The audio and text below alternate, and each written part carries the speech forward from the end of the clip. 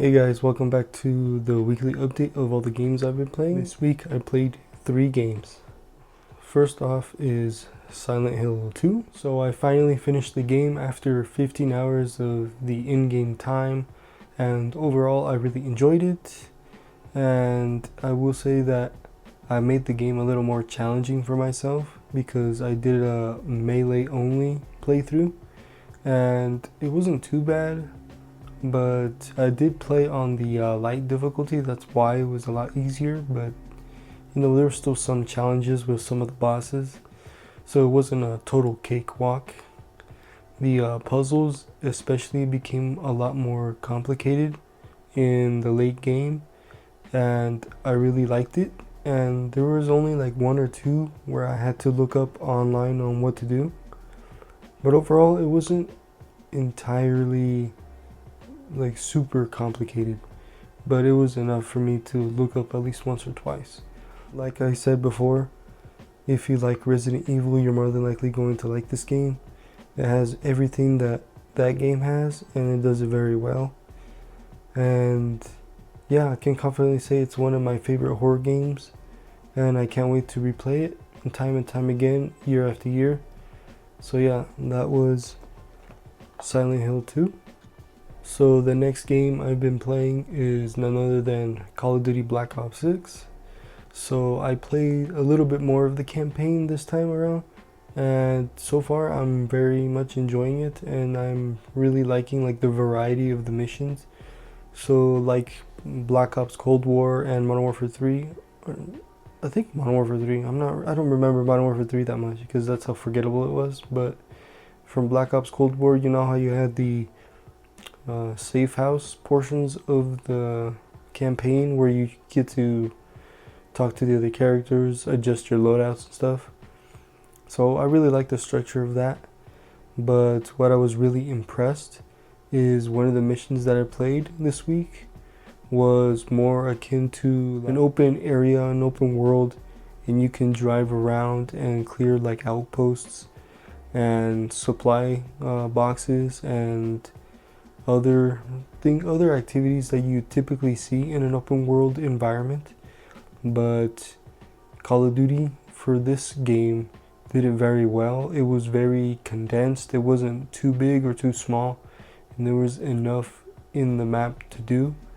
And unlike Modern Warfare 3 from last year, where it basically felt like Spec Ops or Warzone, this felt more akin to those open world games than it does the other modes that Call of Duty is known for, which was very nice, and I really liked the way they implemented that, and I'm hoping in future games they implement it in the same way. And the last thing I'd like to mention about the campaign, I'm very impressed with it so far.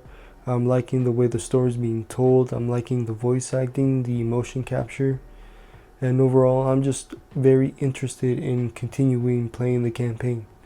So that's all I have to say on the campaign for now. And I have been playing a little bit of the multiplayer. I haven't touched a zombie since the last week, so I can't really talk about Terminus. I haven't tried that out yet. But overall, I am enjoying the campaign. I am enjoying the game as a whole.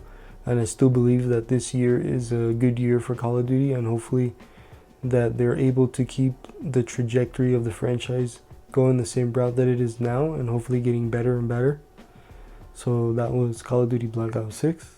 And of course, the last game I've been playing this week is none other than Metaphor ReFantazio. So I finally was able to start the game without worrying about other games that I'm playing. So like I've mentioned before, I've played through the prologue and I spent over 6 hours playing through the prologue. So now I'm finally getting into the meat and potatoes of the actual game itself. And because how long it's been since I played the demo, which I believe was like a month or a month and a half, that I kind of forgot how the systems work in the game and how to control your character. But it took a little bit, but I'm more familiar with the control scheme now. But it is something where, unfortunately, if you take too long of a break from a game, when you go back, you're completely out of your element and you're lost. So Just be wary with RPGs, it's unfortunately a lot more dangerous because given how heavy they are on the narrative, that it's difficult to return to after an extensive period of time. But I got the gist of how to control the game and how the archetype system works. But I am mixing and matching my different archetypes to certain situations. It's important to talk to NPCs while you're in the dungeons because they can give you hints on the type of archetypes you should be using.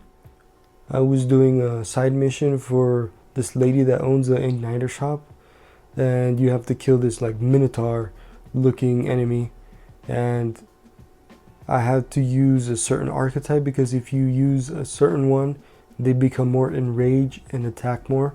So you have to really pay attention, which is something that I really like because it really makes you strategize and think about how you're going to go about the battles. And unlike Persona 3 Reload, you can kind of power through it. This one feels like you need to really be more thoughtful and strategic than the other game. And I really like that. And because of that, the game is actually a lot more difficult. And even on easy, I'm playing on easy mode, and I know there's people that don't care for playing on easy, but I'm fine with it. But I have died, I think 3 or 4 times so far, and that was just on that side mission alone. So you are encouraged to pretty much grind a little bit, and if you are able to defeat a group of enemies without being hit, it actually boosts how much XP you get. So you really are encouraged to grind, like I've said. And so far I'm really enjoying the game. I put about like 2 or 3 hours on top of playing the prologue, so I'm about 8 or 9 hours in, and I'm going to be playing this game for a long while. So you guys are going to be seeing this game mentioned in my weekly updates for about like a month or however long it takes me to beat the game. And another thing I like to mention is the game is very much structured like Persona. I think I've mentioned it before, but I'll mention it again, where you have different time blocks during the day where you're able to do certain activities and certain side quests. So if you decide to do a side quest, it will tell you it will take a portion of your day, so you have to plan accordingly.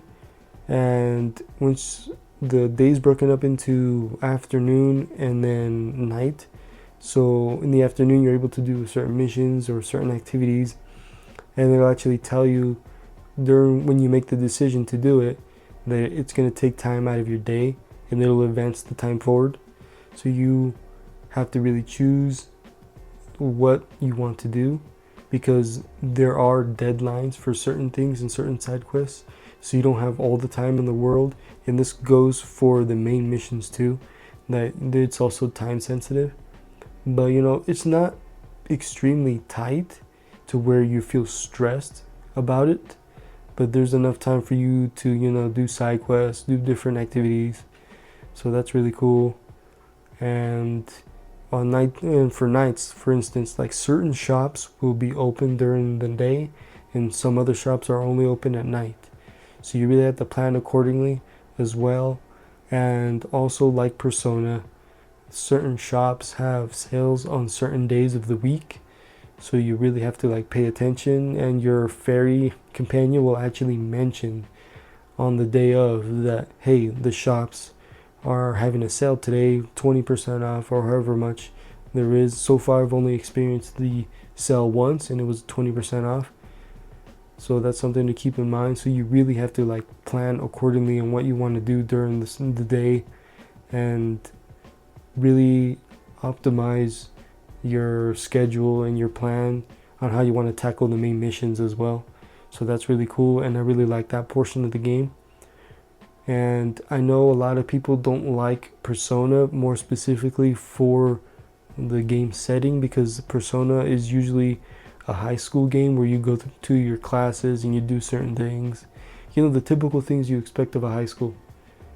But in this game it's more fantasy, so you don't have to worry about school, or if you don't like that setting at all, you don't have to touch that at all. So you can really just play this game and really enjoy the links and the social aspect of the game on top of the dungeon crawling and the turn-based combat. So yeah, if you don't like Persona because of the high school setting, I highly recommend you check this out if you like JRPGs. So that's something I want to let you know. So my only real issue with the game itself is the minimap, or not the minimap, just the map in general. You're not able to zoom in on the map to really look at the icons that are on the map itself. And there is no legend in the map itself, which sucks. But like, you are able to fast travel anywhere you want, even in certain shops and certain establishments, which it tells you what they are there. But I'd really like to have a legend, you know, on the left corner or the right corner of the map. So I know I'm basically just nitpicking at this point, but that's all I really have to say, because the game itself is really good. And if you like these types of games, I highly recommend you check it out. It really is worth the money, in my opinion. So yeah, that's all I really have to say on the matter and on the game. So that is Metaphor ReFantazio. So that was everything I played this week. So I want to ask you again, like I do every week, what you've been playing and what are your thoughts on the games you've been playing. And also want to shout out to the PlayStation 5 Pro because it launched yesterday. So happy launch to everyone who purchased the console, and I hope you enjoy it. I myself am not getting one at the moment. I'm getting one in a couple weeks. So I do plan on doing an unboxing, even though there's already a plethora of unboxings on YouTube. I still want to do it because it's going to be mine, you know. So I hope you guys are looking forward to that. So anyways, guys, thank you, and I'll see you next time. Bye now.